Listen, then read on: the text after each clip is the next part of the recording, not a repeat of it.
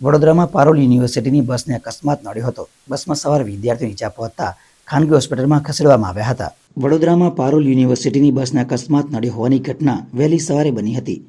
શહેરમાંથી વિદ્યાર્થીઓને બેસાડી આ બસ પારોલ યુનિવર્સિટી ખાતે જઈ રહી હતી. દરમિયાન અકસ્માત નડ્યો હતો. પ્રાપ્ત માહિતી અનુસાર વાઘોડિયા ખાતે પારોલ યુનિવર્સિટી આવેલી છે, જ્યાં શહેર જિલ્લા રાજ્યભરમાંથી તેમજ વિદેશમાંથી પણ વિદ્યાર્થીઓ અભ્યાસ અર્થે આવે છે. યુનિવર્સિટી દ્વારા વિદ્યાર્થીઓને લાવવા લઈ જવા માટે બસની સુવિધા કરવામાં આવી છે. ત્યારે આ પૈકીની એક બસને અકસ્માત નડ્યો છે. રાબેતા મુજબ બસનો ચાલક વિદ્યાર્થીઓને જે તે સ્થળથી લઈને યુનિવર્સિટી ખાતે જઈ રહ્યો હતો.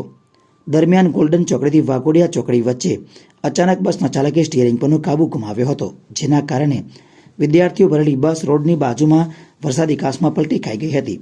જેના કારણે બસમાં સવાર વિદ્યાર્થીઓને નાની મોટી ઈજા પહોંચતા તાત્કાલિક સારવાર અર્થે ખાનગી દવાખાનામાં લઈ જવાયા હતા. હાલ ડ્રાઈવરે સ્ટીયરિંગ પર કાબુ ગુમાવતા અકસ્માત થયો છે કે કોઈ અન્ય કારણસર અકસ્માત નડ્યો છે તે દિશામાં પોલીસે તપાસ હાથ ધરી છે.